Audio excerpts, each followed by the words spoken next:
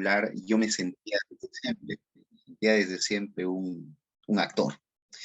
Pero ustedes saben que querer ser actor en el Perú es prácticamente un desafío, sino una empresa casi propia de la Ilíada, de Homero, en el Perú de los 2000. Y en ese sentido, pues bueno, sí, aproveché la gentileza y la bondad de la vida de poderme dar una carrera, en este caso fue la carrera de abogado, pero siempre veía con mucha tristeza a los colegas, amigos que se estaban yendo a sus cursos de teatro, ¿no? Con sus colchonetas y con sus materiales rumbo a lo que yo consideraba que era mi pasión. Pero la vida da muchas vueltas, la vida es muy interesante, les comento, porque si bien es cierto, terminé mi carrera de Derecho, pero no estaba muy seguro de los horizontes en donde yo me iba a enrumbar, ¿no? En particular, empecé también con mi pasión, que es la actuación, empecé a estudiarla, ¿no? Y mientras estudiaba, miren cómo es la vida, los caminos de Dios, de la vida, quien no cree en Dios puede creer en la vida, la Facultad de Derecho de mi universidad, la Universidad Católica, tuvo la iniciativa de hacer unos proyectos que se llamaron Leyes Art. Leyes Art, una organización, ¿no? Que empezó por ser propia de estudiantes de Derecho, posteriormente se sumó a los profesores de la universidad. Y el objetivo era muy claro, era acercar el arte al derecho, pero muy concretamente traer a los directores de teatro, a los más reconocidos directores de teatro del Perú, de Lima, ¿no? A que dirigieran obras teatrales, ¿no? Dentro de los estándares profesionales. Entonces, el único requisito era ser estudiante, profesor o personal administrativo de la Facultad de Derecho. Miren cómo es la vida. Entonces yo, por todo y perezoso, me presenté como un buen cristiano al casting. Básicamente empecé por un casting. Y el destino hizo que pasé mi casting con tranquilidad y después se haya convocado a los diversos proyectos de teatro de la Universidad Católica. Fue ahí entonces como yo me reencontré con mi pasión. Pero el destino me había enseñado algo mucho antes de ese reencuentro en el cual vi las luces entre el derecho y el teatro. Y esa fue mi tesis de licenciatura. Yo la llamo particularmente mi carta de amor. ¿Por qué? Les explico por qué. Porque yo ya había acabado la carrera, pero no estaba, como les dije, muy seguro de poder sacar el título como tal.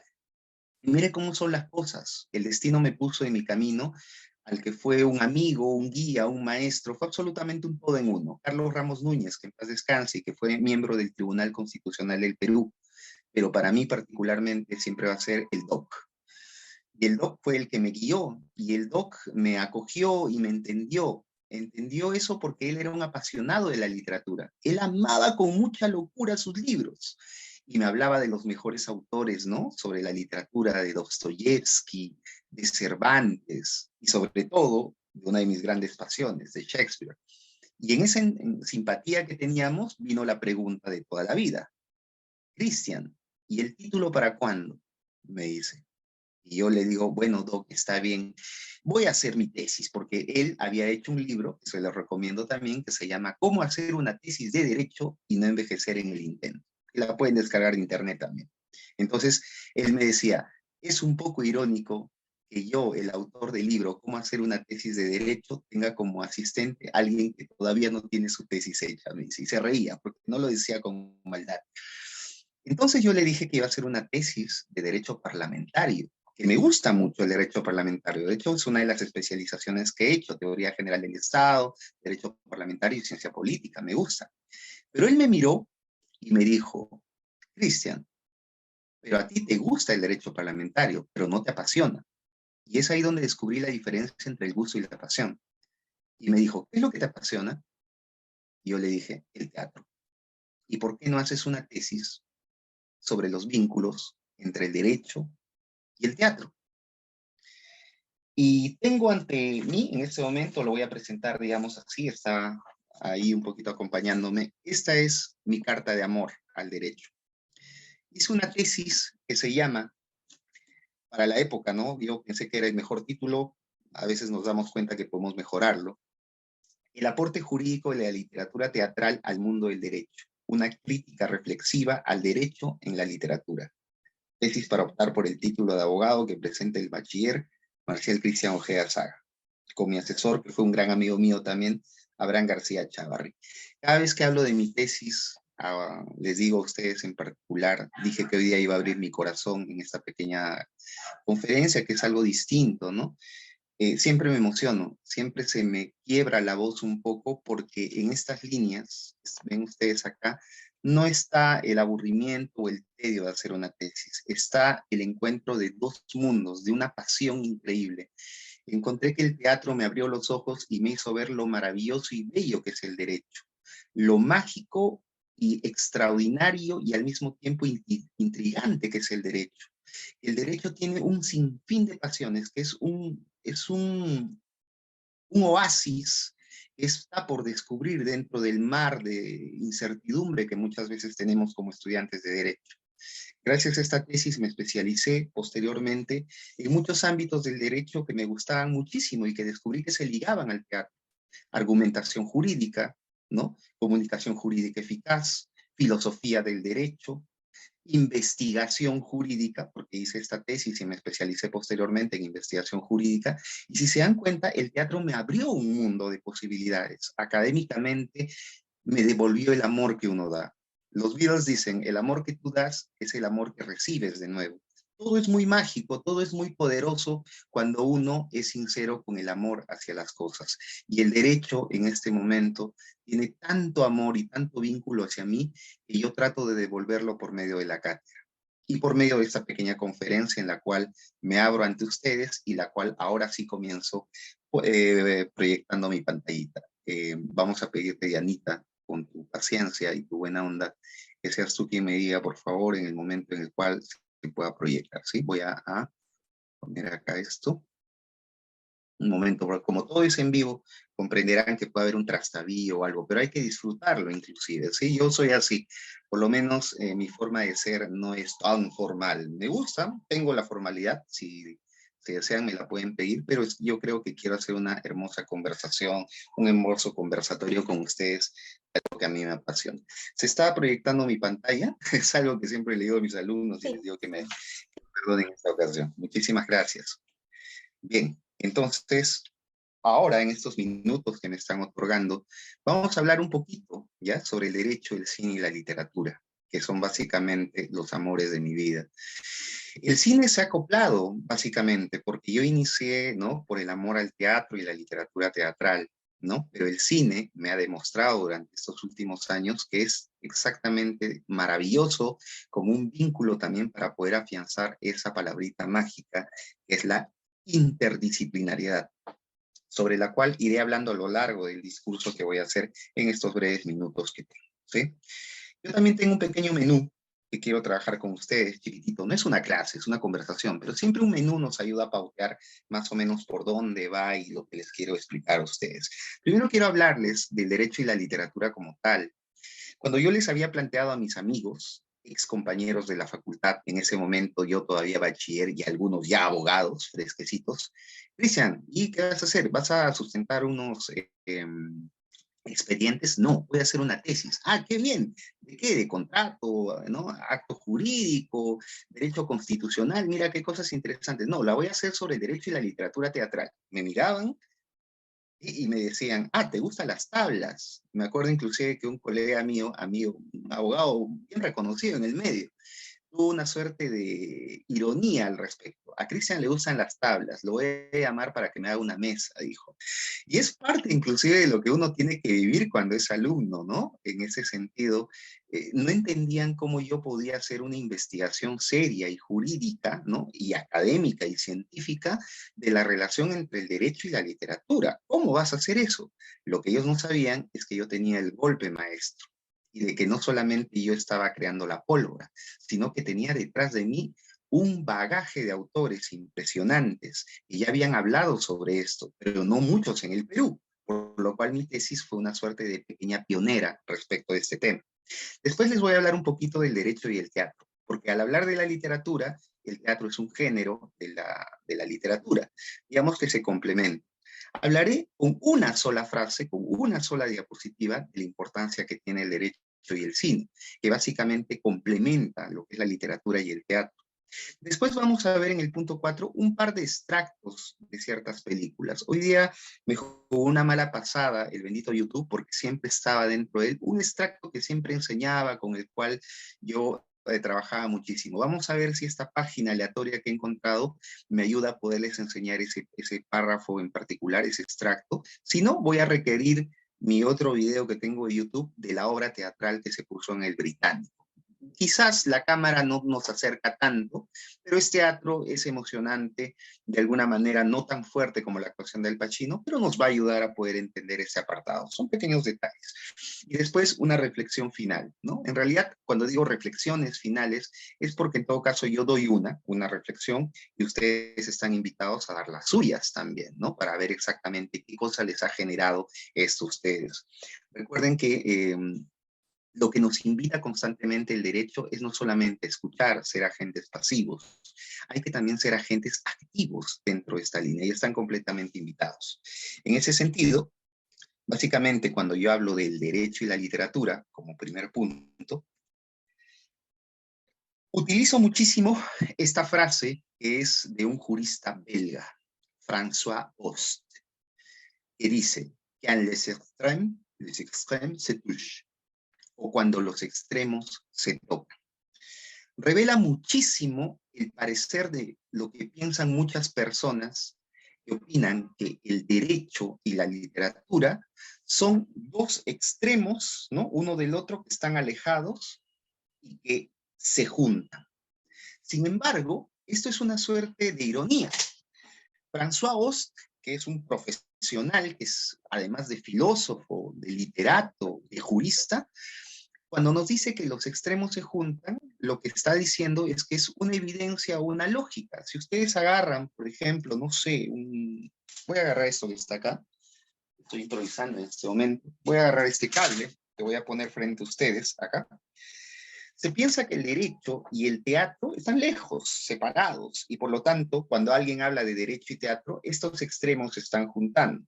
Pero lo que dice François Host inteligentemente es que están juntando dos extremos de un mismo cordel. Están perfectamente unidos. Es decir, podrán parecer que están separados, pero conforman una unidad. Esos extremos que se tocan en realidad tienen muchos vínculos, dice François Host. La literatura, se piensa, ¿no? Es el reino de la libertad creativa absoluta y total, y nada tiene que ver con el mundo serio y formal del derecho. ¿Qué hacen esos encopetados y encorbatados abogados hablando de cosas más grandes, más coloridas y divertidas, ¿no? Sin embargo, François Host, ¿qué es lo que nos dice? Les presento acá a François Host, ¿no? Él es un dramaturgo, o sea, es decir, escribe teatro. Es un filósofo, filosofa sobre las ideas de la justicia, la ley, ¿no? Pero también es un jurista, es un colega, un futuro colega de muchos de ustedes que de repente están acá y están estudiando Derecho. Y él dice, y lo cito literalmente, sin duda hay gente que cree, o hay quienes creen, que el derecho es de dominio exclusivo de la profesión jurídica. O sea, él mismo evidencia que el derecho no solo le pertenece a los abogados, a los jueces, a los fiscales. El derecho es de la sociedad. Cuando nosotros hablamos de un código civil, el código civil está bien, lo hacen hombres de derecho, pero ¿para quiénes lo hacen? Lo hacen para la sociedad, para el señor heladero que quiere comprarse una casita, para la señora, ¿no? Viuda, que de repente quiere, no sé, tener o hacer una compraventa de un carrito. O sea, es para todo el mundo. Y a veces creemos que el derecho, con sus formas y sus modos, es solamente de los abogados, de los jueces, de los fiscales. Y eso no es así. O sea, él no está evidenciando algo nuevo, sino algo que está en nuestras narices, pero que a veces nosotros no lo vemos de ese modo. Y dice, ¿no? Sin duda hay quienes creen que el derecho es de dominio exclusivo de la profesión jurídica, que las exactas fórmulas que nacen de un sistema de regulación normativa solo pueden ser de conocimiento exclusivo de los abogados, y que por lo tanto la intrusión de cualquier lego en ese campo denominado positivo no es más que literatura. También hay una falsa apreciación que casi progresivamente en el Perú se va dando, de que la literatura es menos escrito que las leyes, porque las leyes están hechas por grandes doctores de la ciencia, ¿no? Nada más falso. Un Shakespeare nos puede enseñar perfectamente sobre justicia, tanto como un libro de Carneluti. Un Sófocles con Antígona nos puede hacer reflexionar sobre el justnaturalismo como los mejores manuales de derecho justnaturalista. Entonces, lo que nos dice François Oz, un belga, es perfectamente entendible para hombres del primer mundo, como se le llama a Europa o a Estados Unidos, como para hombres de una nación como la nuestra, que está en constante desarrollo, ¿no?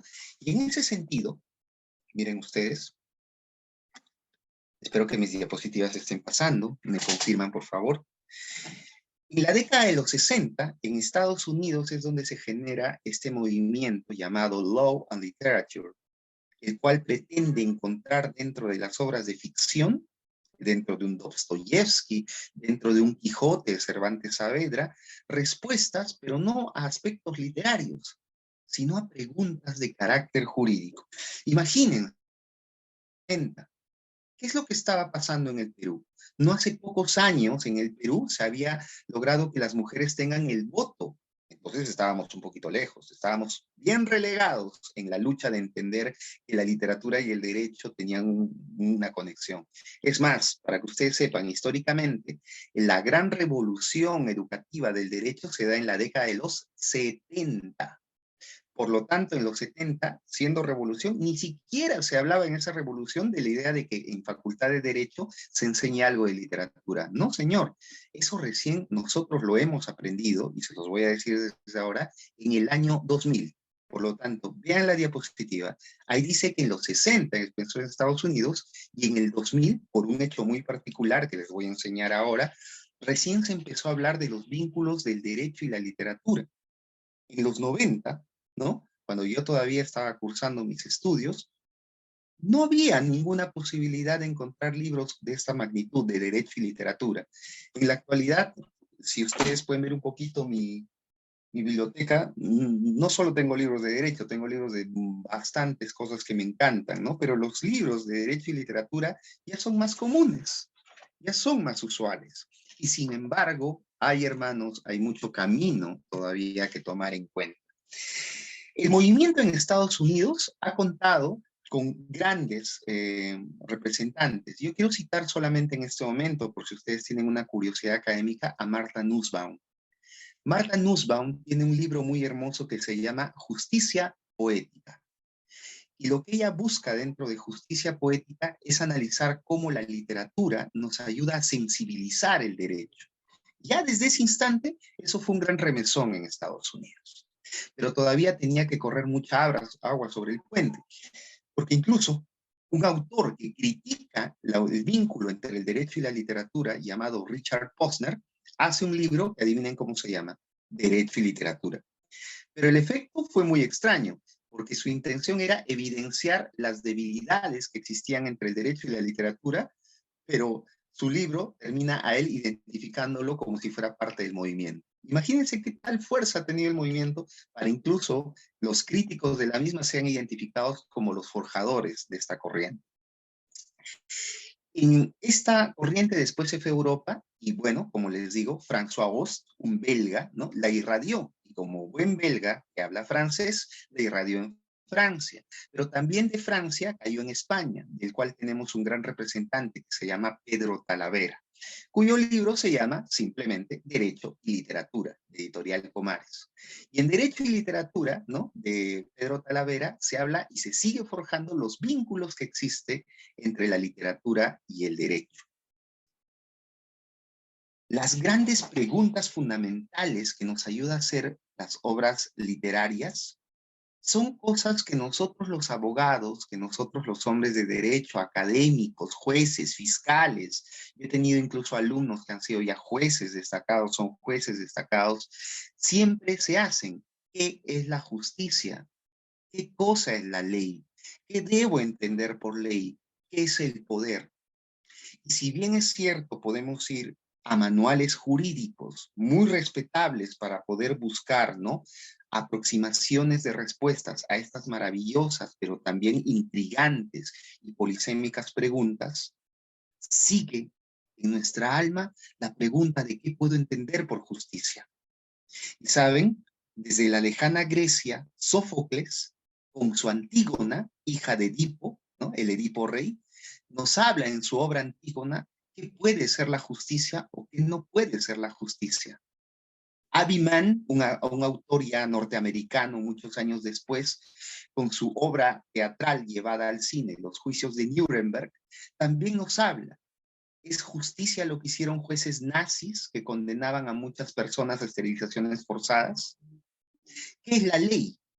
Es básicamente también puede ser encontrada en Shakespeare cuando un judío quiere pedir una libra de carne de un contrato que firmó con un mercader y dice, es la ley y quiero que se cumpla la ley porque aquí dice, si no me das mi dinero, me tienes que dar una libra de tu carne. Y este es un contrato y un contrato es la ley y la ley es, ¿no? Algo que las partes deben de respetar. O sea, miren cómo autores de todos los tiempos nos enseñan o nos buscan ayudar, a pesar de no ser juristas, a entender qué es la justicia, qué es la ley. El mismo Cervantes Saavedra, muchos de repente conocen la figura icónica del Quijote de la Mancha, ¿verdad? Y siempre cuando decimos, ¿quién fue el compañero del Quijote? Sancho Panza. Y siempre pensamos, y no podemos culpar, Sancho Panza, el gordito, ¿no? Es buena gente, pero es el personaje secundario. No, señores. Sancho Panza, en la tinta de Cervantes Saavedra, llega a ser un extraordinario juez. Inclusive los críticos mencionan que en esa faceta que tiene dentro de las grandes historias quijotescas, llega a ser un juez comparado con Salomón, el de la Biblia, en el apartado de la justicia pancesca. ¿Qué pasa? Que Quijote, en sus desvaríos, ¿no? En su locura, ¿no? Un agradable loco el Quijote, ¿no? Le da, porque él se creía dentro, ¿no? Un gran señor, le da a Sancho Panza, por ser un gran acompañante, ¿no? El mando de la isla Barataria, o de la ínsula Barataria.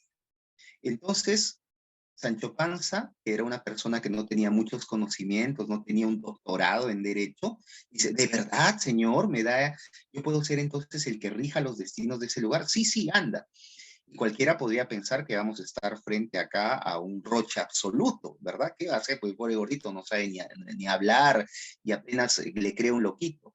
Sin embargo, la pluma de Cervantes hace muy inteligentemente que Sancho Panza resuelva muchos aspectos de los aldeanos de ese lugar que le creyeron el cuento, con una justicia tan extraordinaria que eso los puede invitar a ustedes a reflexionar qué cosa es realmente la justicia. Es lo que nos enseñan en las grandes academias, en las grandes universidades, o es también el instinto de ir hacia la parte humana. Y es lo que hace justamente, ¿no? Sancho Panza dentro de la historia. Lo dejo ahí les tengo que picar el diente para que ustedes vayan y ustedes mismos investiguen. Pueden investigar al poner o googlear la justicia pancesca o la justicia de Sancho Panza. ¿Qué cosa es el poder? También nuevamente el poder se encuentra en muchas obras. Fedor Dostoyevsky con sus obras nos hablan en Crimen y Castigo, a pesar que parece ser netamente penal, la idea de qué cosa debo de entender por el poder, ¿no? ¿El poder solamente le pertenece a un Estado o también puede ejercer uno mismo el poder sobre otras personas? Hay una obra muy interesante, se llama Extremities, de William Mastrosimón. Esta obra, ya, fue llevada al Teatro Británico acá en Lima, le cambiaron el nombre a Extremos, tratando de buscar un símil, pero no significa extremities, no significa extremos. Una chica está en su casa, ¿ya? Estoy juntando un poquito literatura y teatro. Una chica está en su casa, muy tranquila, pero le toca la puerta a un hombre, ¿no? Y ella muy amable abre la puerta y le dice, disculpe, mi carro se ha quedado plantado, ¿hay una gasolinera muy cerca? Creo que no. ¿Me permite el teléfono para llamar? Y ella admite, ¿no? Pero el tipo era un tipo que no tenía buenas intenciones. Trata de ultrajarla, la agarra y trata de minimizarla para obviamente satisfacer sus deseos carnales. Pero ¿qué hace la mujer en este caso? Encuentra afortunadamente un baigón y se lo rocía en los ojos. Y el otro dice, maldita sea, ¿qué cosa ha pasado? Yo solo quería el teléfono, ahora se quiere salvar. Pero ella sabía perfectamente que el tipo quería ultrajarla. ¿Ella qué hace en ese momento? ¿no? Dentro de la pluma de Mastro Simone, amarra al tipo, lo amarra de pies a cabeza y lo mete dentro de la chimenea, que felizmente no estaba prendida, y le dice unas frases que son muy, muy, muy contundentes. Yo voy a ser ahora tu juez, tu fiscal, tu abogado y tu inquisidora. Entonces ahí vemos que el poder también se puede expresar no necesariamente desde el concepto clásico del Estado, sino del poder que quiere tomar alguien en sus manos para poder vengar la afrenta hecha. Demos cuenta, por lo tanto, que la literatura no es solamente un juego, ¿no? Banal, como les llaman algunos. Le llaman a la literatura el vano oficio. Pero incluso los literatos, al llamarle el vano oficio, están siendo irónicos, porque saben que ese oficio es más que vano, es algo sustancial, algo importante, algo que puede cambiar la vida de las personas. Y en ese sentido, ¿saben qué pasa? Dijimos que en los años 60 es cuando el movimiento de Derecho y Literatura empezó en los Estados Unidos, después en los 70, 80 se trasladó a Europa. Cuando en el Perú una persona se animó a utilizar un extracto de una obra literaria que muchos lo relacionan seguro por las películas de Disney, ¿no? Con una obra infantil, se le vino todo el mundo encima. Leo literalmente. En el año 2002, en la Corte Superior del Callao, el juez de apelaciones Miguel Torres Méndez, que yo tuve el gusto de conocer todavía siendo practicante, ¿no? Del maestro Carlos Ramos, este juez Miguel Torres Méndez fundamentó una resolución judicial, obviamente, haciendo la cita, una cita pequeña de Alicia en el País de las Maravillas. Ustedes imaginarán que hacer eso en la época resultó algo que levantó polvo en todos los sentidos. Si me permitan, por favor, voy a leer el extracto de esa recepción amable y jugosa que tuvo que un juez utilice literatura en sus sentencias. Y cito: Miguel Torres Méndez, vocal superior de la Corte Titular del Callao y profesor de contratos en la Pontificia Universidad Católica del Perú, tuvo la inteligente y poco común idea en el Perú de complementar la sustentación de uno de sus fallos con un pasaje de Alicia en el País de las Maravillas, la obra del escritor inglés Lewis Carroll. A los pocos días, el ingenioso juez fue literalmente apabullado. Le llovieron reclamos y quejas de todo juez. Sus detractores organizaron una red electrónica y a punta de correos electrónicos se divertían con sarcasmo a costa de quien se había atrevido a utilizar supuestamente un cuento infantil para fundamentar una sentencia. Ocurre que los despistados objetantes no estaban ni siquiera enterados de que el empleo de citas y argumentos literarios es un recurso usual entre los magistrados del primer mundo. Ignoraban incluso la existencia de un movimiento que con el nombre anglosajón de Law and Literature, Derecho y Literatura, procura conferir vigencia práctica a la ficción narrativa y poética en sus dictámenes y resoluciones. El profesor Torres Méndez, juez, fue separado del cargo por esto, porque consideraban que había hecho un juego, una afrenta, que no tenía ningún sentido agarrar un cuento, entre comillas, de niños para poder hacer una resolución. Sin embargo, casi por el mismo tiempo, la Corte Constitucional de Chile estaba citando a Otelo de William Shakespeare y eran aplaudidos por este avance interdisciplinario. Por lo tanto, ustedes que están en esta sala, muy agradecido de que estén acá, tienen que empezar a reflexionar cuánto nosotros estamos en la obligación primero de entender, reflexionar e impulsar el desarrollo del Perú. El desarrollo jurídico del Perú no solamente las reglas que tenemos, los buenos códigos que tenemos, implica también esto, las relaciones que tiene el derecho con otras disciplinas y abrirnos los ojos a partir de estos eventos nos va a ayudar muchísimo a seguir evolucionando, no solo personalmente, sino como una gran comunidad jurídica. El derecho y el teatro para mí comprenderán, para un actor de corazón que por el momento está ensayando al momento de dictar sus clases, es algo vital. Y quiero comenzar por este pedacito en particular. Voy a quizás romper un poquito el protocolo para pedirle a mi estimada Diana, que es moderadora. ¿Se está escuchando bien mi audio? ¿Hay algún problema? ¿Todo va bien con eso, por favor? Sí, se escucha perfectamente, profesor. Muchísimas gracias, muchísimas gracias. Miren, quiero que vean solamente este extracto de uno de mis autores favoritos. Acá arriba, quizás no pueden ver, tengo toda una colección de las obras de Shakespeare.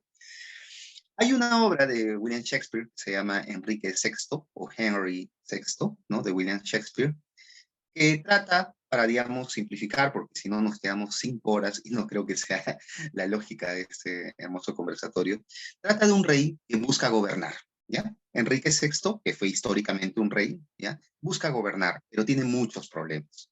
Problemas internos, porque no tiene mucha confianza en él mismo para gobernar, pero sobre todo problemas externos, porque hay muchos que no quieren ser gobernados. Yo me apasioné muchísimo de poder buscar los vínculos del teatro con el derecho cuando encontré un artículo del maestro Fernando de Trasegui que me este extracto justamente de Henry VI.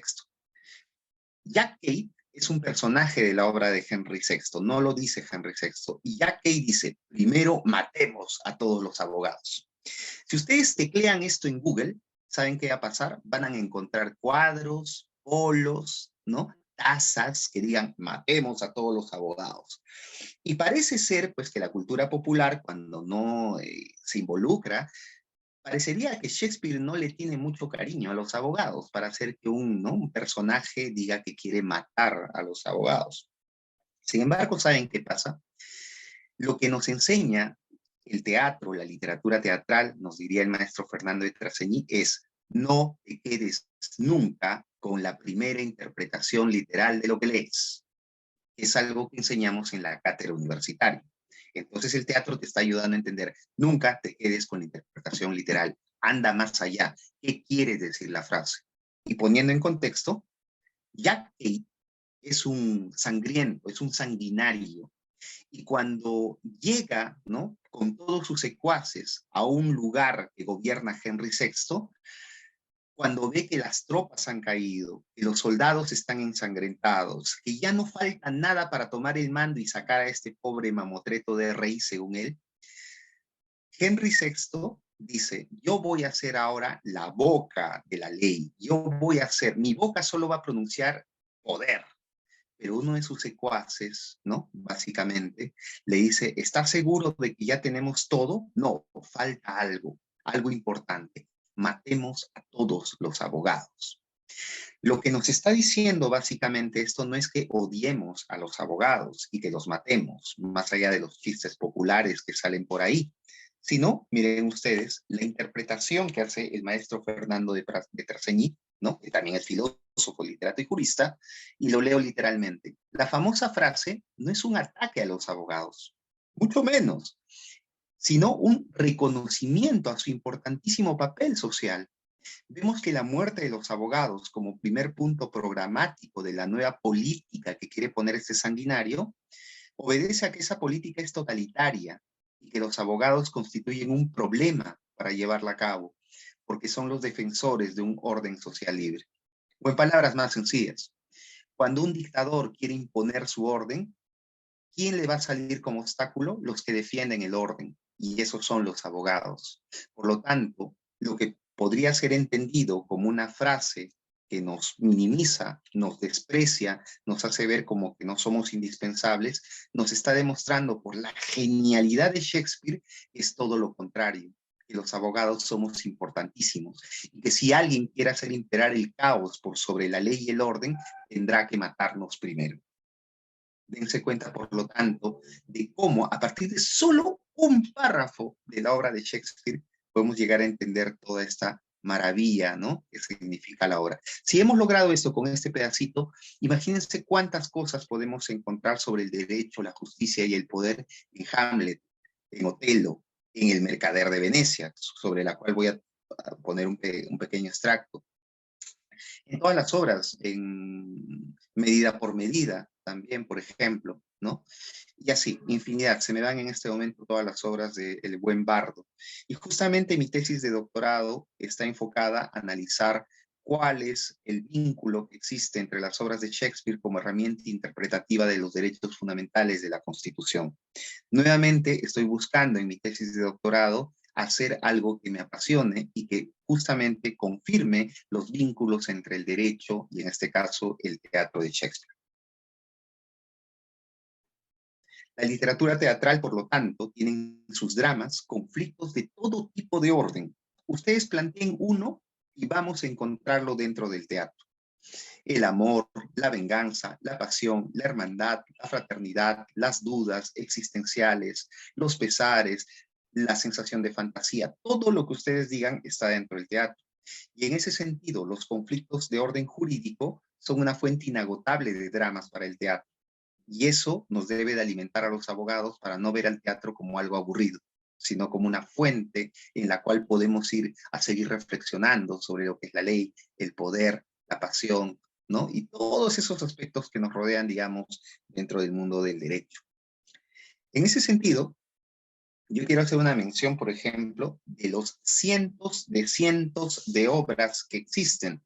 Por ejemplo, ahora que está nuevamente ojeando a partir de esta, ¿no?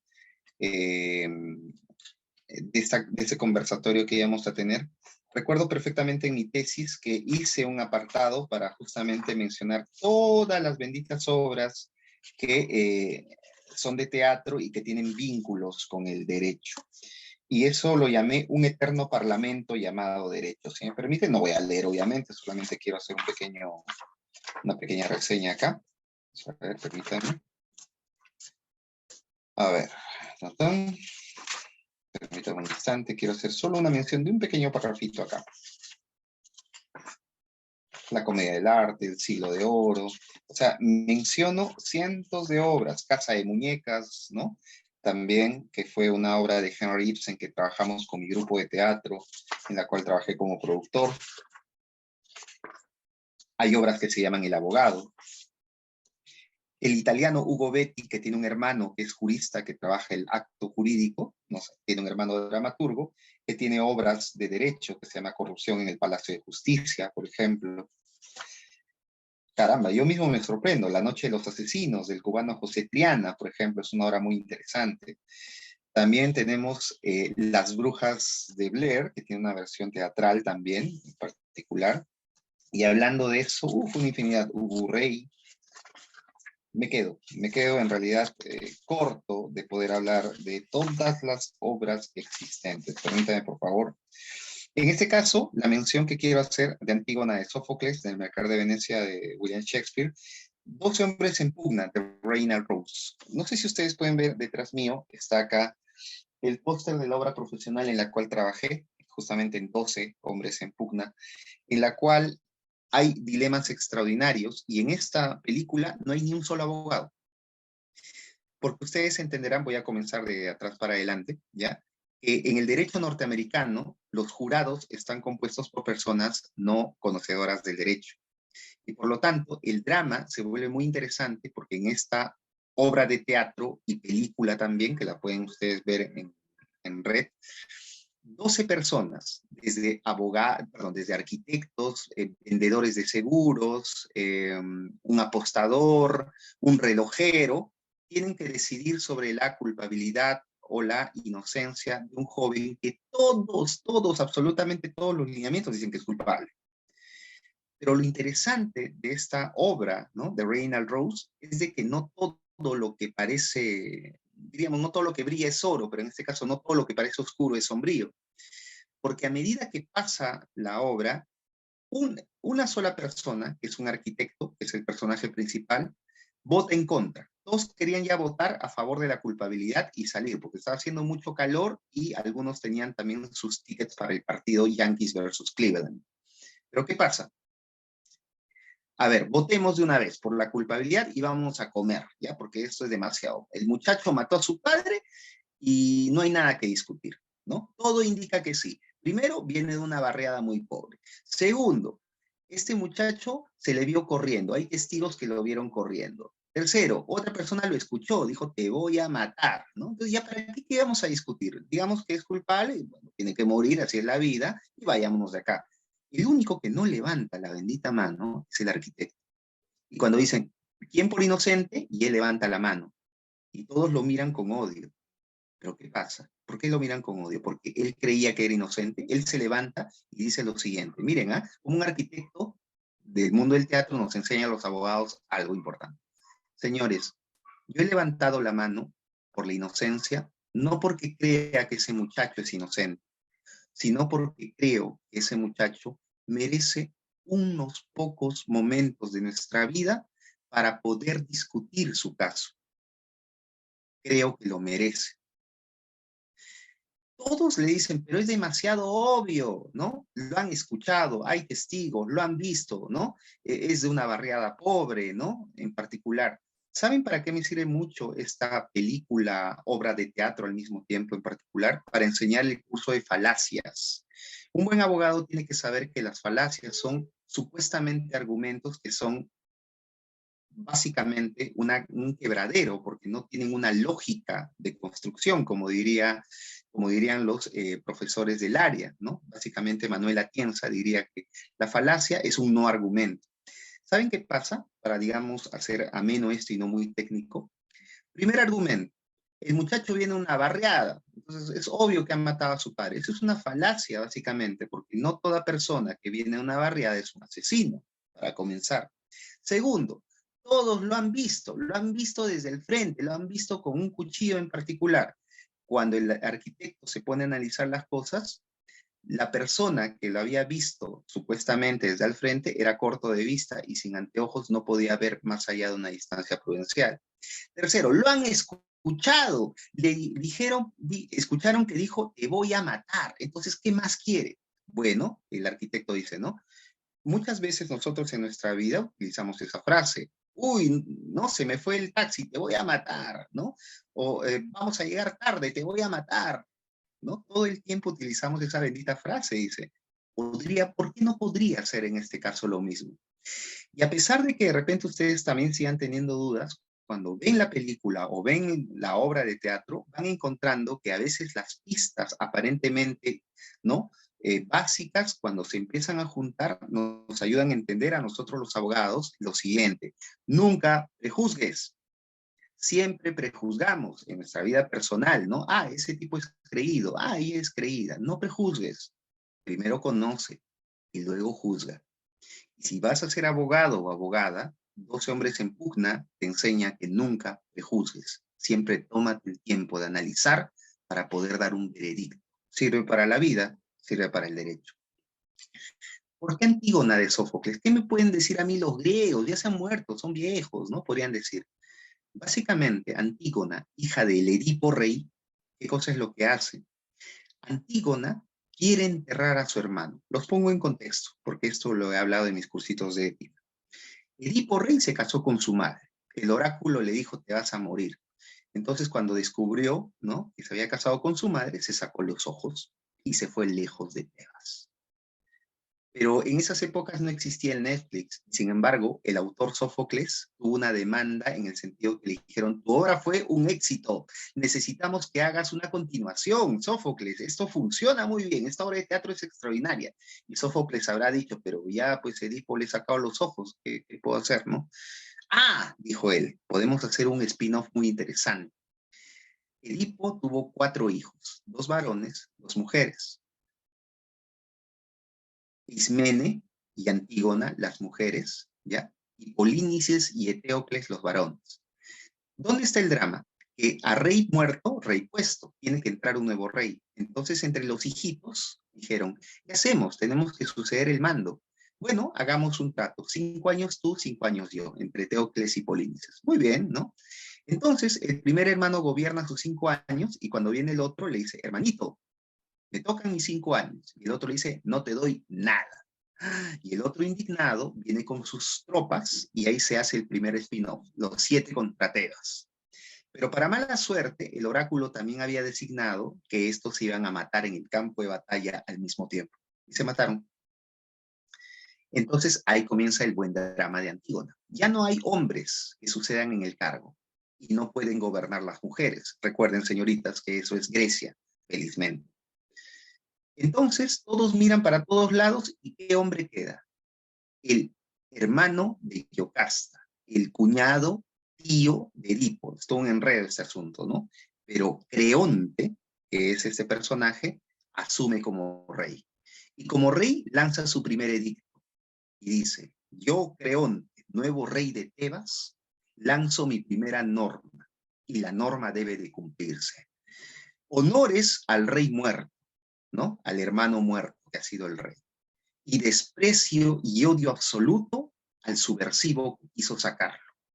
Que se lo coman los buitres, que muera insepulto. Soy yo, Creonte, dando este edicto, y aquel que incumpla este edicto tiene que tener la pena de muerte. Antígona escucha eso y a pesar de escuchar que esa norma está dictada, dice, yo voy a enterrar a mi hermano. Su hermana Ismene le dice, hermanita, por favor, no hagas eso, estás loca, ¿no? Es la ley, hay que respetar la ley. ¿Y qué cosa es lo que le dice Antígona? Tú eres una cobarde. Pero es la ley, no estoy siendo cobarde, quiero que respetes la ley. Eres cobarde porque te estás excusando en el cumplimiento de la ley para no cumplir con leyes más importantes. Ahí dio el primer batacazo. La encuentran con las manos en la masa, la llevan ante Creón, con las manos todavía sucias de haber enterrado a su hermano, es decir, de haber transgredido las normas vigentes.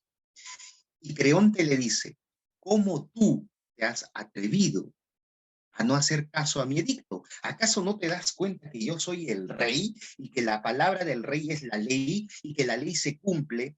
Y Antígona le dice, tu ley humana, ha transgredido leyes más importantes y superiores a tu ley humana. Las leyes de los dioses, la ley divina, que me ordena y me faculta de darle entierro a mi familia, de respetar a mi familia. Aquí yo no soy la subversiva, tú eres el subversivo. ¡Kabum!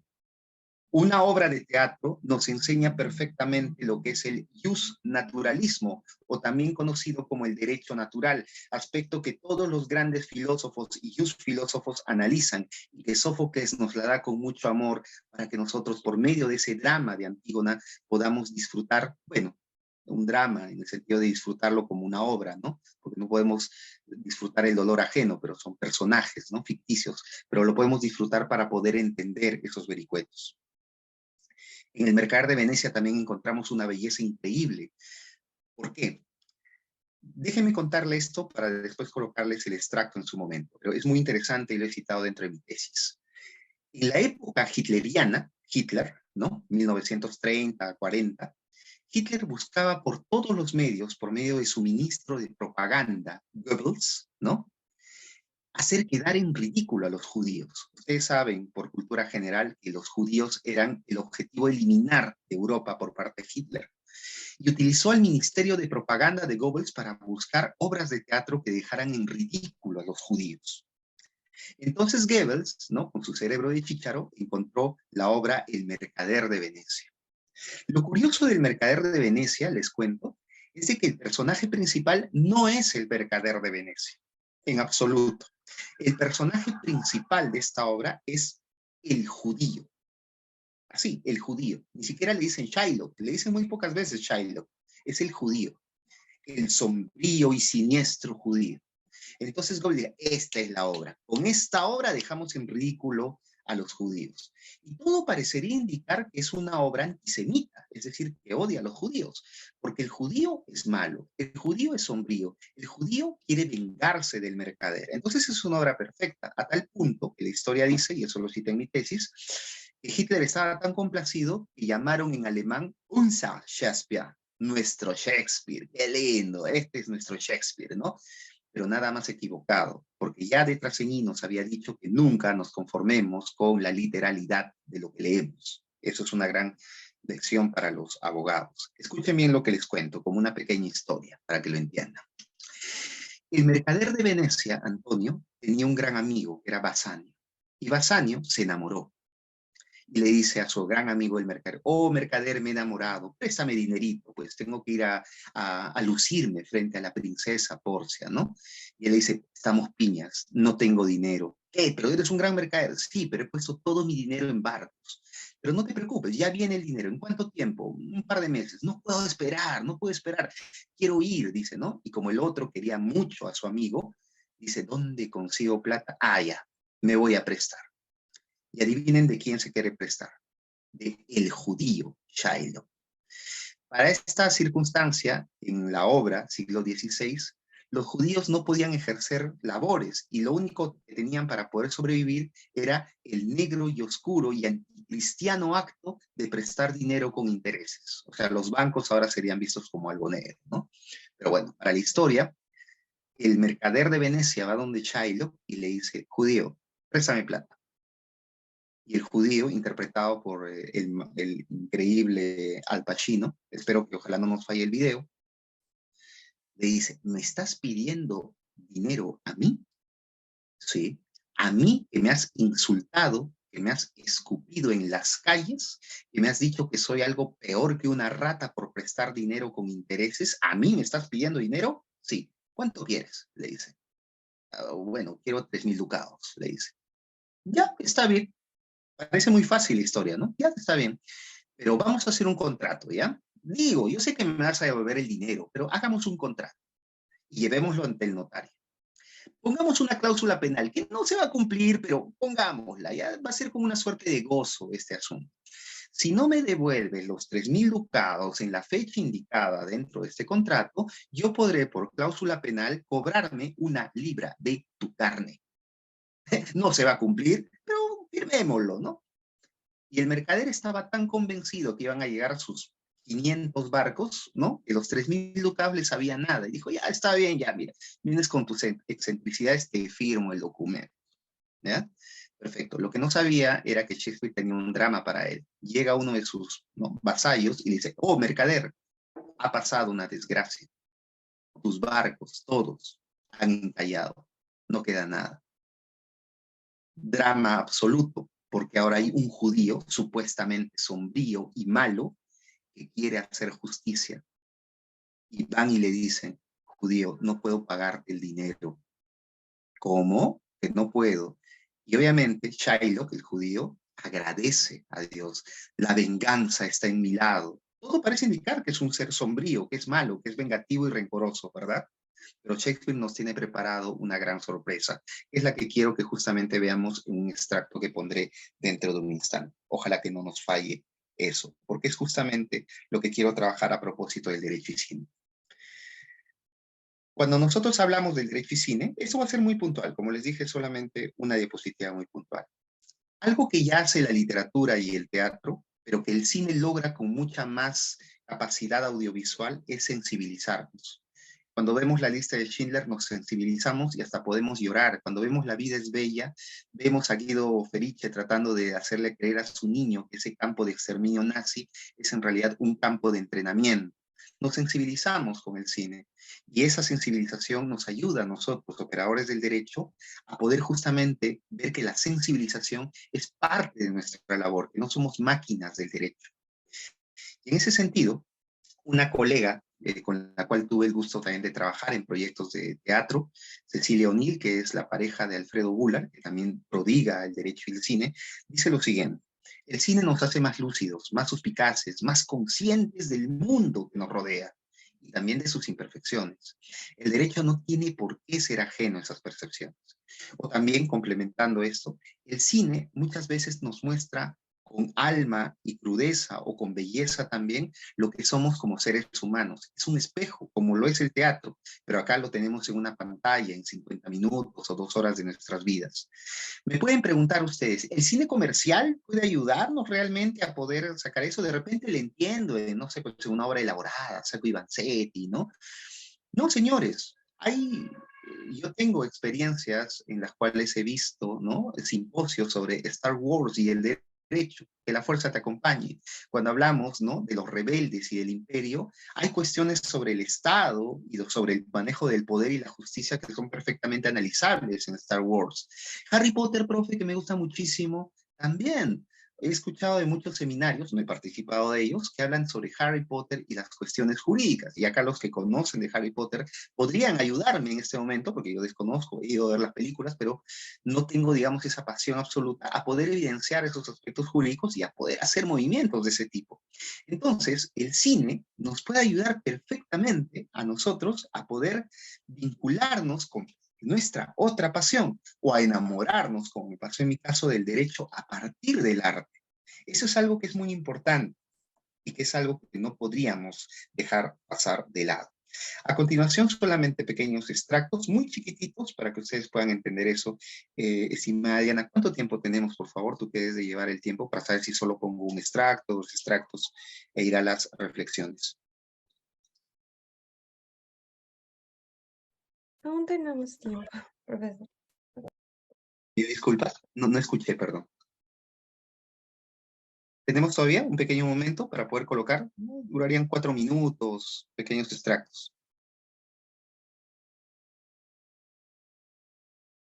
¿Estamos bien con el tiempo entonces? Perdón, perdí la... Sí, profesor, continúe. Con la venia de todos ustedes. Vamos a ver, permítanme un momento. Un instante, por favor. Vamos a ver si no nos falla esto. Vamos a ver acá. Ojalá que funcione, ¿ya? Voy a compartir mi... Y si se corta en algún momento, tengo mi plan B, así que no se preocupe. Respecto del mercader de Venecia, por lo tanto, quiero poner eso en contexto, ojalá que no me falle el video. Shylock quiere su libra de carne. Quiere pedirla a toda costa, porque hay un contrato firmado y un buen abogado sabe que el contrato es ley entre las partes y tiene que cumplirse. Entonces va a exigirlo a lo que podríamos decir que es el símil del Poder Judicial de Venecia. Va ante el Dogo de Venecia, ¿no? Ante el Dux de Venecia. Y el Dux de Venecia se declara incapaz, considera que es un poco complejo el asunto. ¿Saben qué es lo que está pasando ahí? Shakespeare nos dice, como todas las de ganar jurídicamente las tiene el judío, el Dux quiere lavarse las manos y no darle la razón. Bien antisemita el asunto, ¿verdad? Entonces, manda a llamar a un sabio jurisconsulto, pero como este está viejito, este viejito logra que uno más jovencito, ya, Baltasar, sea el que vaya en representación suya. Pero lo que no se sabe, ¿no? Por parte de los personajes, pero sí lo sabemos los que estamos viendo la obra teatral, es que Baltasar, oh sorpresa, ¿saben quién era? La novia, ¿no? De este muchacho Bassanio. Para ponerlos en contexto nuevamente. El mercader le prestó dinero a Bassanio para que se case con una princesa, Porcia.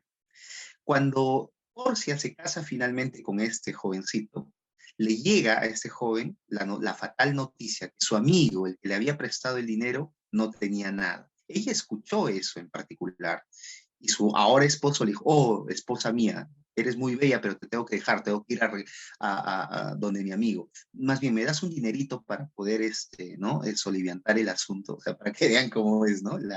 Entonces ella le dice, anda, llévate el dinero, llévate más de 3.000 ducados, llévate 3 o 4 veces eso para salvar a tu amigo, le dice, ¿no? Sin embargo, Porcia se viste de hombre, se va ¿no? a educar con este sabio jurisconsulto y aparece en la corte para supuestamente generar justicia dentro de la obra. Vamos a ver qué es lo que pasa. Ojalá que no me falle esto, si no, coloco mi plan B. Ahorita me gustaría saber si, estimada Diana, se va a escuchar el audio, que es lo más importante. Vamos a ver. Un ratito. Ya. Tengo que recordar que estos no es YouTube, así que me salen unas ventanas ahí fastidiositas. Tengamos un poco de paciencia, por favor. Vamos a ver si...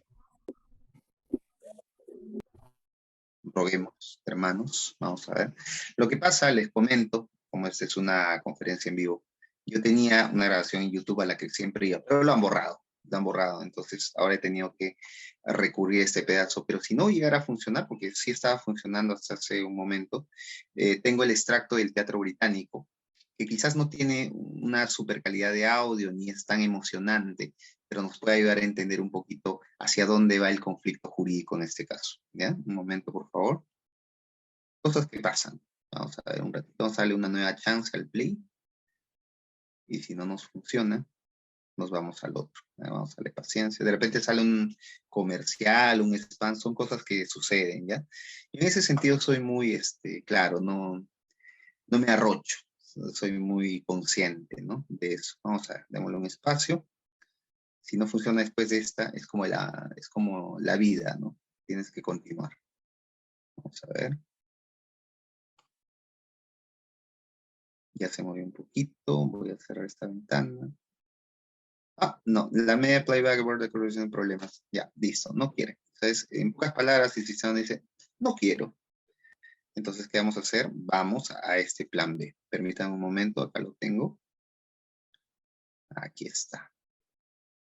Vamos a ver. Voy a compartir pantalla con sonido. Esta es la presentación en el Teatro Británico hace unos años con Shylock en el papel Alberto Isola, ¿ya? Vamos a ver qué es lo que pasa en la Corte de Venecia. Ahorita sí se está visualizando mi pantalla, por favor. Diana, si tuvieras la amabilidad. Sí podemos visualizarlo. Que por mí perdáis una sola gota de la oveja. Soy la oveja enferma del rebaño, la que a morir se encuentra destinada. La fruta más débil cae al suelo antes que ninguna. Deja que ocurra así conmigo, Hassan. No podéis Paciencia. Acá. dedicaros a nada mejor que a seguir viviendo y escribir inventando. Los pongo en contexto para que sepan. Ya están en la corte del Dux. Y como se estarán dando cuenta, ya se va a cumplir el contrato. 1 libra de carne. ¿Y qué cosa está haciendo Shylock? Está afilando su cuchillito. Pues porque me voy a cobrar mi contrato, ¿no? Ya vino el novio, ¿no? El que tuvo el préstamo. Y dice, judío, no te doy solamente 3,000, te doy 3 veces más, ¿ya? Y él dice, no quiero que se cumpla mi contrato. Maldito judío, malo, vengativo. Parece ser que todo indica que Shylock es el malo de la película. Y lo que está diciendo Antonio en este momento es, ya no te gastes, déjalo, que se cobre, ya perdí, ¿ya? O sea, ya da todo por perdido en estas circunstancias.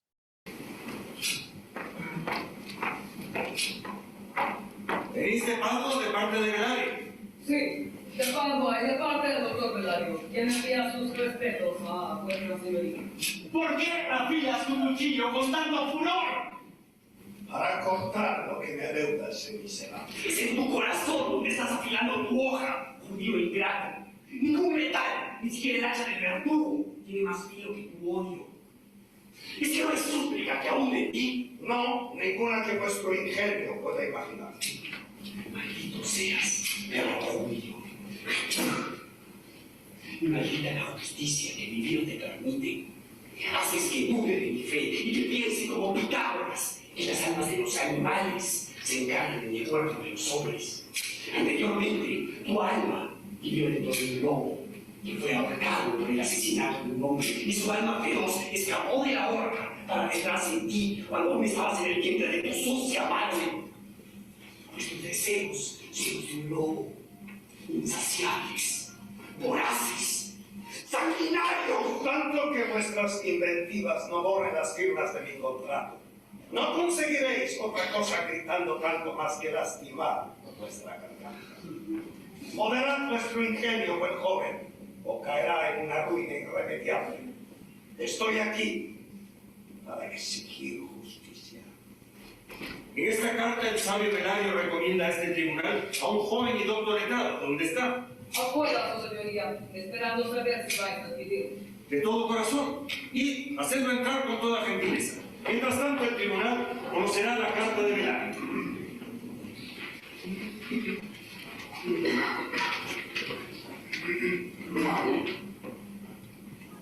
Vuestra señoría habrá de conocer que cuando recibí vuestra carta me encontraba muy enfermo y por coincidencia, en el momento que llegó vuestro mensajero, se encontraba en mi casa un joven letrado que había venido a visitarme.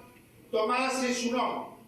Le expuse a Tomás el caso de Shylock y Antonio el mercader y juntos hemos consultado muchos libros.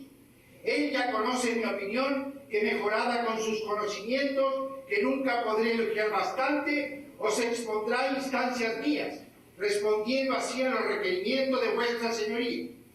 Os ruego no consideréis su extrema juventud como una razón para no escuchar, pues nunca un cuerpo tan joven pudo albergar una mente tan vieja. Lo encomiendo a vuestra gentil acogida, mas será su propia conducta la que lo hará acreedor de vuestra estima. Ya habéis escuchado lo que dice el sabio Belario. Pero acá viene el letrado, si no me equivoco. Vuestra hermana, ¿venís de parte de Belario? Así es, su señoría. Os doy la bienvenida. ¿Estáis al corriente de lo que se dirime en este tribunal? Conozco a fondo el caso. ¿Quién es el mercader? ¿Quién es el judío? Que Antonio y el viejo Shylock se adelanten. ¿Es vuestro nombre Shylock? Shylock es mi nombre. La demanda que intentáis es de extraña naturaleza. Y sin embargo, de tal naturaleza legal que la ley veneciana no puede impediros proseguir. Y vos estáis bajo sus garras, ¿no es verdad? Según él dice, sí. ¿Reconocéis haber hecho ese trato? ¿Quién? Lo reconozco. Entonces, Shylock debe mostrarse misericordioso. Decidme por qué tendría que hacerlo. Una de las características de la clemencia es que no sea forzada, sino que más bien caiga a vuestros pies como dulce lluvia del cielo. Es dos veces bendita, bendice al que la recibe y al que la concede. Es lo más poderoso de lo todopoderoso. Le sienta al monarca en su trono, mejor que la corona. El cetro representa la fuerza del poder temporal y es atributo de majestad y respeto, de donde emana el temor que nos inspira un rey. Mas la clemencia está por encima de la fuerza del cetro, ya que ésta tiene su trono en el corazón mismo del rey. Es un atributo del mismo Dios, y el poder terrenal se aproxima al poder de Dios cuando la clemencia modera a la justicia. Así. Acá un ratito corto para decirles lo siguiente. Lo que está haciendo Porcia, disfrazado de hombre como juez, es buscando ennoblecer el corazón de Shylock. Le dice, sí, tienes el derecho de tu lado, el contrato es claro, lo puedes exigir, pero ante el derecho también está la clemencia. Y le dice, quiero aspirar ante la clemencia, ¿no? Para que no cumplas el contrato, que tienes todo el derecho de hacerlo. Y le habla, ¿no? La clemencia es como una lluvia, ¿no? Que beneficia a dos, al que la da y al que la recibe. Utiliza palabras muy hermosas, Shakespeare es muy, digamos, locuaz en ese sentido. Pero sin embargo, parece ser que nuestro amigo Shylock no quiere nada de eso, quiere cumplir su contrato. Esperemos un instante. Y pues, Shylock, aunque justicia sea lo que reclamáis, considerad que a ninguno de nosotros bastará la justicia para salvarse. Todos os suplicamos piedad, y es la súplica misma la que nos enseña a ser piadosos. Si hablo tanto es para instaros a moderar la justicia de vuestra demanda. Mas si persistís en ello, esta severa corte de Venecia, fiel a la ley, deberá pronunciar sentencia contra este mercader. Que mis actos caigan sobre mi cabeza. Exijo la ley, la pena y el cumplimiento de mi contrato. ¿Es que no podéis pagar la deuda? Sí, yo la pago en su nombre a este tribunal y la duplico. Y si no fuera suficiente, me comprometo a pagar 10 veces más. Y como aval, ofrezco mis dos manos, mi cabeza y mi corazón. Y si esto no fuese suficiente, será evidente entonces que la maldad se impone a la sensatez. Os ruego que por una sola vez sometáis la ley para hacer un gran bien con un pequeño mal y detener la obstinación de este demonio cruel. ¡No es posible! No hay poder en Venecia que pueda alterar lo que dicta la ley. Constaría como precedente y se produciría en el Estado todo tipo de abusos siguiendo ese ejemplo. No es posible. Daniel en persona es quien nos juzga. Joven y sabio juez, Daniel, sí, bendito seas. Os lo ruego, dejad que vea el contrato. Aquí está, honorable doctor. Aquí lo tenéis.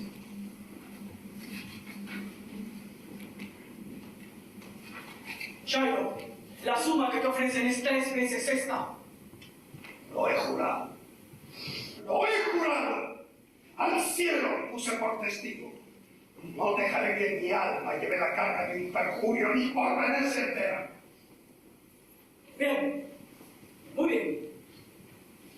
Este pagaré será vencido sin ser pagado y por las estipulaciones consignadas en él, el prestamista puede legalmente reclamar una libra de carne que él mismo cortará de la parte más cercana al corazón del mercader. Shylock, sé misericordioso, aceptar el triple de la suma y dejar de romper el pagaré. Sí, cuando me paguen lo que consta en el contrato. Vos parecéis un juez íntegro y conocedor de la ley. Vuestra exposición del caso ha sido muy sólida. Yo os insto, en nombre de la justicia, de la que sois un sólido pilar, a dar sentencia. Juro por mi alma que no existe en el mundo discurso con la fuerza suficiente para hacerme cambiar de parecer. Me atengo al contenido de mi contrato. Pido encarecidamente a este tribunal que dicte su sentencia. Aquí la tenéis. Preparad vuestro pecho para su cuchillo. Oh, noble juez, oh, excelente joven. En efecto, el sentido y el espíritu de la ley tienen plena relación con la pena estipulada en este contrato. Muy cierto, joven y sabio juez. Más viejo sois de lo que muestra vuestro aspecto. Descubrid vuestro pecho. Su pecho, eso es. Así figura en el contrato. No es verdad, sabio juez. Muy cerca del corazón. Esas son las palabras. En efecto. Shylock, tenéis una balanza para pesar la carne. Aquí la traigo. Trajo hasta su balanza para pesar la libra de carne. Habéis contratado a un cirujano para que cure sus heridas de forma que no se desangre hasta morir. ¿Está eso en el contrato? No, no está en el contrato, pero estaría bien que lo hicieseis por caridad. No veo por qué. No consta en el contrato. Vos, mercader, ¿tenéis algo que decir? Poco. Muy poco. Solo que estoy dispuesto a llamar de valor. Pásame. Dame vuestra mano. Adiós. No os llenéis de tristeza porque a causa de vos yo haya llegado a esto. Pues en esta ocasión se mostró la fortuna más compasiva que de costumbre, ya que suele dejar que el desdichado a su riqueza sobreviva, para que contemple una pobreza interminable, con la mirada hundida y arrugas en la frente.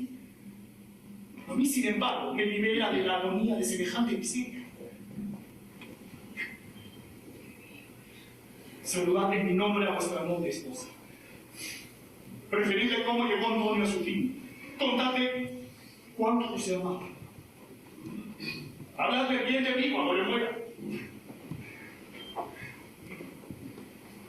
Y cuando vuestro relato haya terminado, instadle a que juzgue si basarme o no tuvo amor un día. Que no os aflija perder vuestro amigo, pues a él no le aflige pagar vuestra deuda. Porque si el judío corta lo suficientemente profundo, la pagaré con todo mi corazón.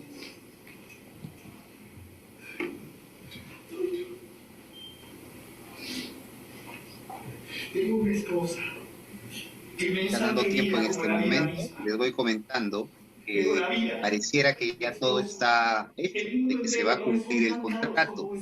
Shylock tiene la razón y el derecho de su lado, que el otro ya se está despidiendo nada más. Todo el mundo piensa que ya va a haber un desenlace en particular. Si vuestra esposa estuviese aquí y os oyese hacer este ofrecimiento, pocas gracias os daría por ello. Esposa a quien amo. Ojalá estuviese en el cielo, a fin de que intercediese con alguna divinidad. Ni más ni menos que una libra.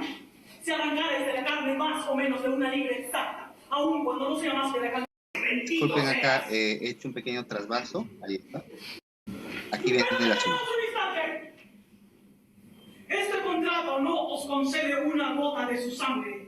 Las palabras exactas son una libra de carne. Tomad pues lo que estipula el contrato, vuestra libra de carne. Pero si al cortarla llegarais a derramar una sola gota de sangre, todos vuestros bienes, según la ley de Venecia, serán confiscados en beneficio del Estado. Daniel en persona es quien nos juzga. Sí, Daniel, joven y sabio, pues bendito seas.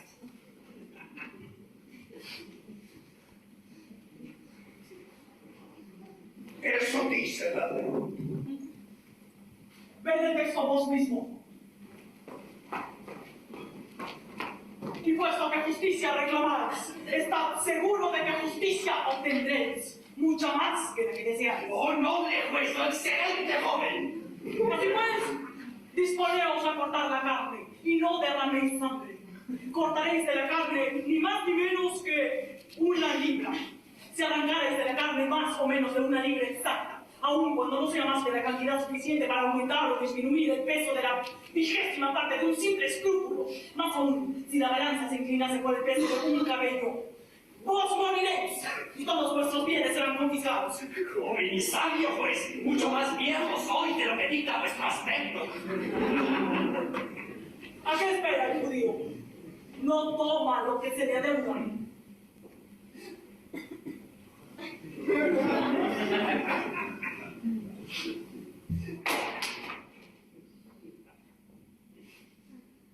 Entregarme el dinero y dejarlo. Aquí lo tenéis. Tomad. Un momento. El judío obtendrá toda su justicia.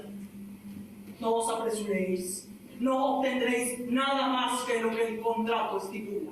¡Rectísimo juez! ¡Esa sí es una sentencia! Es que no me entregaréis el dinero. Solo obtendréis lo que en estricta justicia estipula el contrato. Una estricta libra de carne. Y la cobraréis dentro de los estrictos términos que implican tu riesgo. Que la cobre el diablo. No soportaré más esto. Un momento, judío. La ley tiene todavía otra cuenta con vos.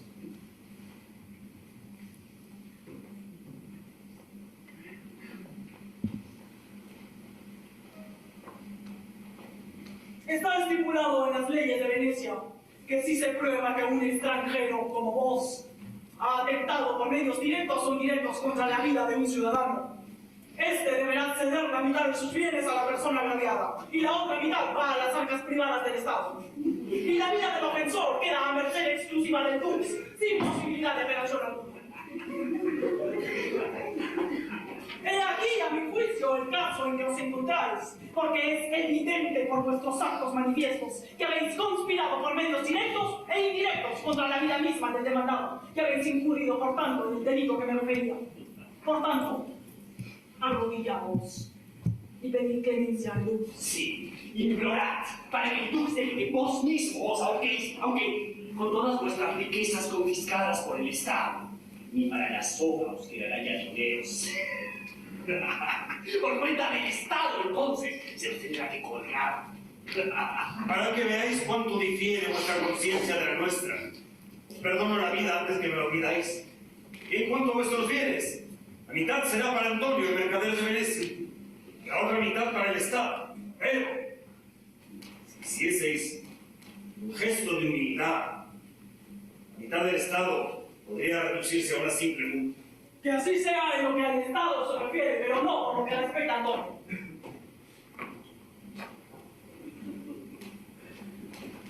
Quitarme la vida y todo lo demás. ¡No deseo perdón! Os apoderáis de mi casa si me priváis de la economía que la mantiene. Os apoderáis de mi vida si me priváis de los medios que preciso para vivir. ¿No podríais mostrar vuestra misericordia de algún modo, Antonio? Una soga gratis, nada más. Por Dios. Ruego al dux, mi señor, que la mitad que me correspondería permanezca en las manos de Shylock hasta el día que éste muera.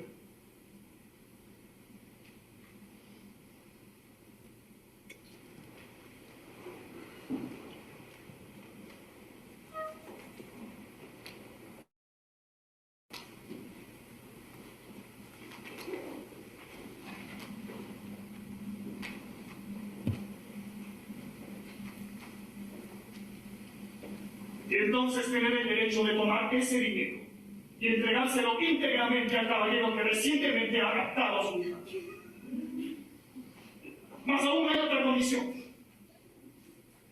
que por este favor se haga cristiano sin mayor tardanza. Así ha de ser. ¿Estás satisfecho, judío? ¿Tenéis alguna cosa que añadir?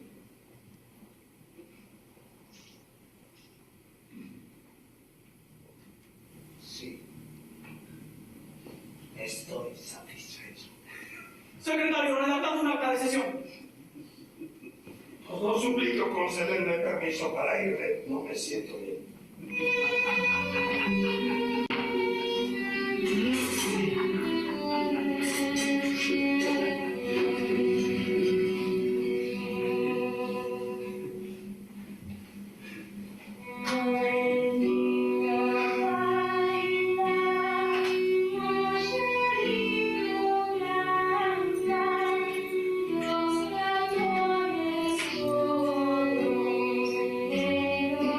Hacedme llegar el documento a mi casa y lo firmaré. Dios, has cumplido vuestra palabra.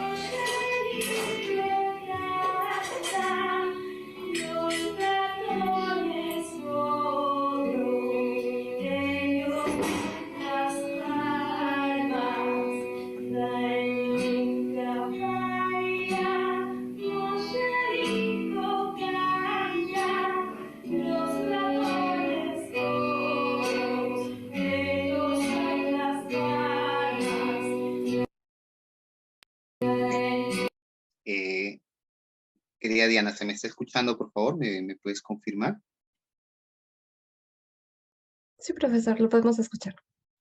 Perfecto. Muchas gracias. Gracias a ustedes por la paciencia también. Espero que no esté, digamos, ya dentro de los límites establecidos. Les comento lo siguiente. Hay una gran pregunta que hacer. Ojalá que el audio no nos haya traicionado. Se lo simplifico de este modo. Shylock tenía un contrato en el cual él tenía derecho a una libra de carne si es que no se le cumplía con un pago en un tiempo. Él la exigió frente a un dux diciendo que es la ley y la ley se cumple. Le pidieron clemencia y misericordia y él dijo no voy a dar eso porque no está estipulado en el contrato. Le pidieron incluso un médico para que pueda de repente ante los cortes ayudar al desangrado y dijo, ¿está en el contrato? No está en el contrato. Pero nuestro querido jueza, mujer, para que vean el valor que le daba Shakespeare a las mujeres en una época isabelina donde las mujeres eran seres de segunda categoría, ahí también hay una gran lección de Shakespeare escondida en su obra, dice básicamente, muy bien, cóbrate, pero ahí dice una libra de carne, no de sangre, y dice una libra, así que si cortas más de una libra o menos de una libra, estarás incumpliendo el contrato. Y él lo pone ahí ante un debate respecto de la interpretación literal de las normas. Cuando Shylock dice, uy, me agarraron, ya dame el dinero. No, tarde, porque te dimos la oportunidad y no quisiste. Ya bueno, al diablo, piense con su dinero, me voy. No, quédate aquí, judío, y le dice literalmente, la justicia tiene un saldo que cobrar. Ese es un punto muy importante, ¿ya? Porque en ese momento pareciera que se está utilizando el derecho, pero no para hacer justicia, sino para abusar del derecho. Porque inmediatamente por una serie de interpretaciones le dice, la ley también castiga al que por medios directos o indirectos quiere ir en contra de un ciudadano de Venecia. Acuérdense, los judíos, por más que vivían ahí, eran considerados extranjeros. Hay una discriminación en sí misma contra Shylock en ese momento. Y él cuando dice, bueno, o sea, ya está bien, entonces ¿cuál es mi castigo en este caso? La mitad del dinero para el dux, la mitad para el agraviado. Y el dux le dice, bueno, está bien, yo te voy a devolver solamente el agravio por una multa. Tú, Antonio, ¿qué vas a hacer? Bueno, el dinero que ahora me corresponde a mí, dice Antonio, el mercader, se lo voy a dar a su hija, que para la historia se ha fugado con un cristiano. Pero además se lo voy a dar con una condición, que se transforme al cristianismo. Escuchen bien esto. Que tú le digas a un judío que se transforme al cristianismo es matarlo en vida. Si hubieran derechos fundamentales, Shylock diría que se le está quitando prácticamente su identidad. En nuestra constitución política es uno de los fundamentos tan importantes como la vida misma. Shylock se va destrozado de esa sala. Interesantemente, esto fue utilizado por los nazis para decir, eso es lo que le pasa a los judíos malos. Los judíos son sombríos y los judíos siempre van a tener hambre de carne y sangre. Sin embargo, cuando pasan los años, nos damos cuenta que esta obra que había sido utilizada inclusive como propaganda nazi, es una genialidad de Shakespeare para decirnos, ¿realmente hubo justicia? Está bien, él quiso vengarse, pero ¿la justicia está para vengarse del que quiere venganza? ¿O la justicia está para calmar las aguas y darle incluso justicia al que quiso vengarse? Dentro de mi tesis en particular, yo hice un capítulo que se llama Un abogado para Shylock, donde utilizo justamente criterios y estrategias jurídicas para poder analizar que lo que se hizo en esa sala no es exactamente un final feliz. Está bien, él es responsable porque quiso aplicar una literalidad, pero al mismo tiempo el derecho es responsable porque no puede utilizarse el mismo derecho como objeto de venganza contra el que quiso venganza. Si nos damos cuenta en este momento, han salido todas estas reflexiones y ni siquiera he tocado un libro jurídico. He utilizado una obra de teatro, la de William Shakespeare. Yo tenía dentro del bagaje, por el tiempo, otros extractos pequeñitos de otras películas, pero creo que la reflexión o el destino ha querido que sea así. Nos concentremos solo en esta para que ustedes vean. Si hemos podido lograr eso con solo un extracto de una obra teatralizada, ¿cuánto podríamos reflexionar con todas las películas, con todas las series que encontramos en Netflix que tienen naturalezas jurídicas? Yo los invito entonces en ese sentido a hacer, además de una reflexión final que yo haré en este caso, a partir de todo esto, sus propias reflexiones finales. Mi reflexión personal es que la literatura, el teatro y el cine se conectan con el derecho en una palabra que es muy importante y para ustedes que están acá utilizando su tiempo les debe de servir muchísimo, la interdisciplinariedad. ¿Qué cosa es la interdisciplinaridad?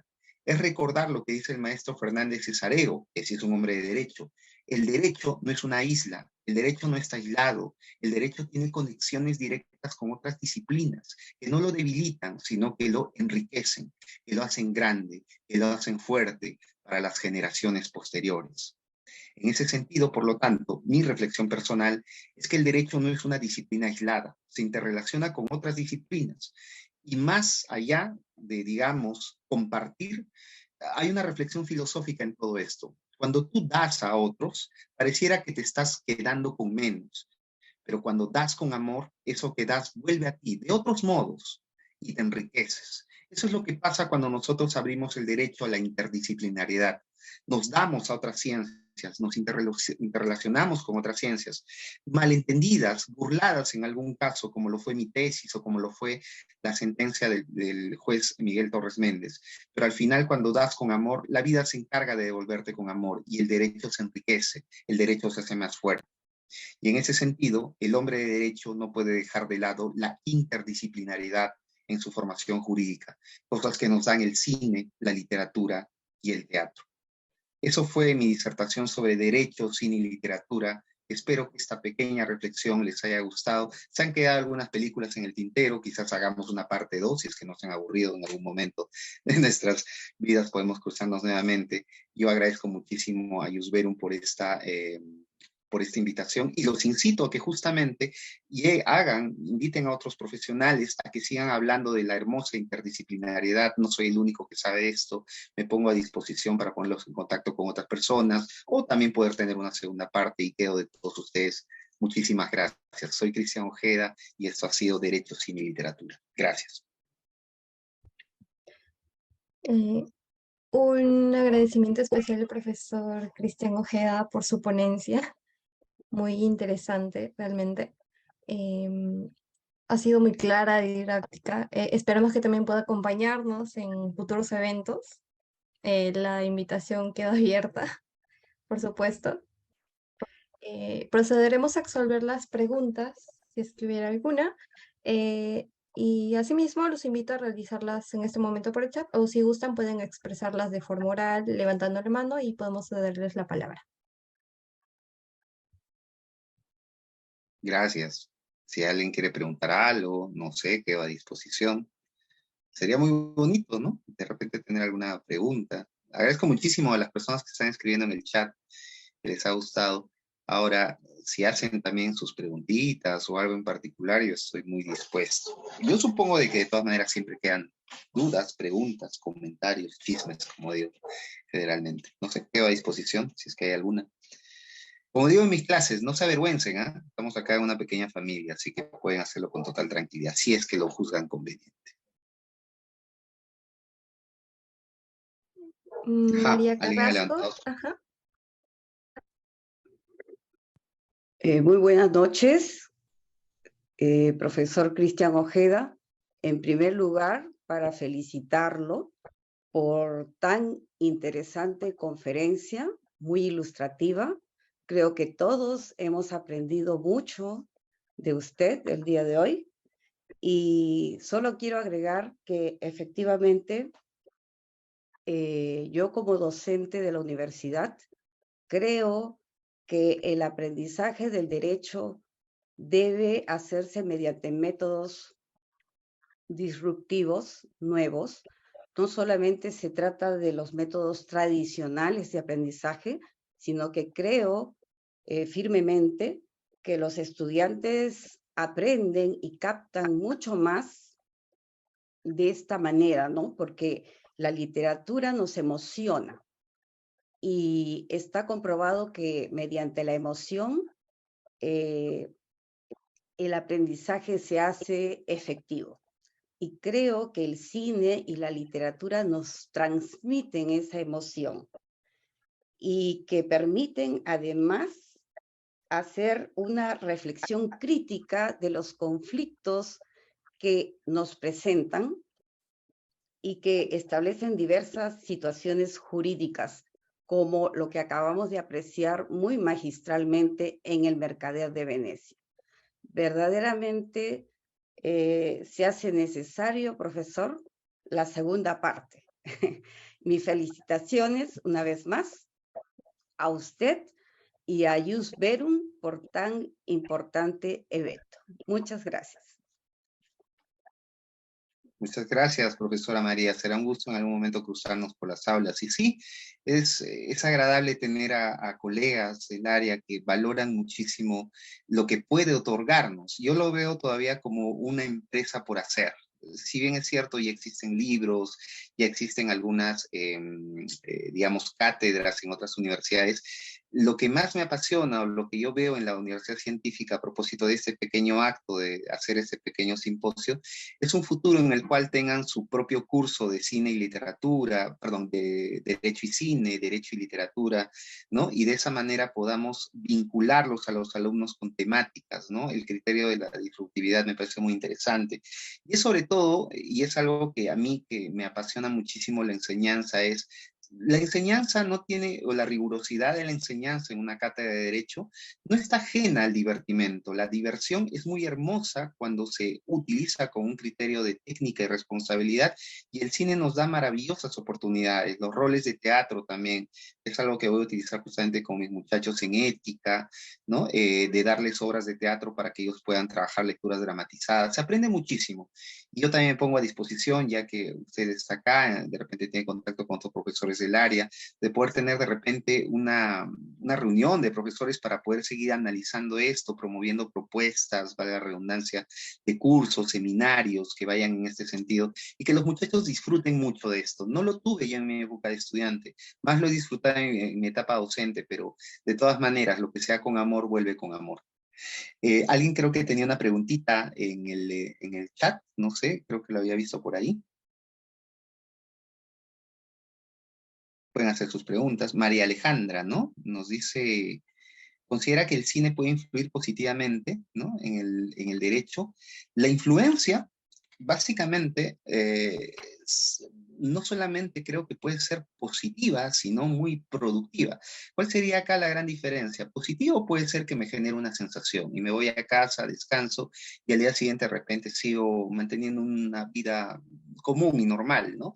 La emoción, cuando se queda en nuestro corazón, pero nos ayuda, ¿no? A elaborar nuevas preguntas, a plantearnos desafíos, como en esa película vi que tal persona hizo tal cosa. ¿Eso es justicia? ¿O esa ley que hubo dentro de esa película de Avatar realmente podría aplicarse en una realidad normal? Eso nos ayuda a producir, ¿no? En nuestras cabecitas muchas disquisiciones y muchas dudas que podemos aplicar en nuestras vidas profesionales. Entonces sí, yo creo que positivamente y productivamente el cine e incluso la literatura, el teatro pueden ayudarnos. Por lo tanto, aprovechando la intervención de María, yo diría lo siguiente a todos los que están acá, profesores, estudiantes: vayan al teatro.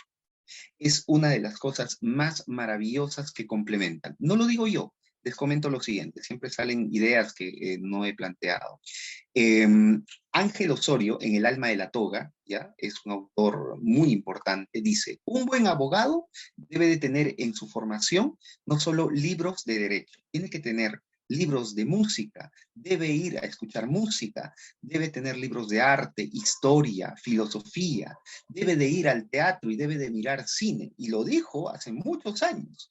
De hecho, básicamente José León Barandiarán, el maestro que hizo el Código del 36, tiene un artículo en la revista de San Marcos, una revista de San Marcos hace muchos años, muchos años antes que aparecieran Cineplanet y todo eso, y dijo, el buen abogado va al cine. El buen abogado escucha música constantemente, porque eso nos enriquece, nos hace fortificar nuestra alma y creemos que de repente estamos alejándonos del derecho cuando nos estamos uniendo más a él. Cuando uno va a una obra de teatro y ve una obra de teatro, sale con dudas y disquisiciones que las lleva a su humanismo, lo hace más sensible, y es lo que necesitamos justamente en el mundo del derecho, entes más sensibles, no una sensibilidad barata, sino seres que sepan que el dolor es parte del derecho y que el derecho no está para hacer dolor, está para evitarlo. Y esa simple reflexión nos puede ayudar una buena película, una buena obra de teatro. ¿Alguien más creo que tiene alguna preguntita? No sé, veo ahí. Elsa, creo que más que una pregunta, estimada Dianita, creo que es una aseveración. De repente la quieres leer para poder reflexionar sobre ella. Sí, por favor, pongan sus preguntas de forma para todos, para poder leerla y que todos lo puedan leer, por favor. Bueno, ahí dice Elsa, ¿no? Doctor, en todo caso, no me digan doctor, dígame profesor en todo caso, como soy todavía doctorando, yo agradezco, sí, sé que digamos es una característica, ¿no? Doctorearnos, pero no profesor Cristian, básicamente. En todo caso, el cine y la literatura deben ser un complemento para poder tomar decisiones jurídicas, claro está, complementarlo también con nuestros ordenamientos.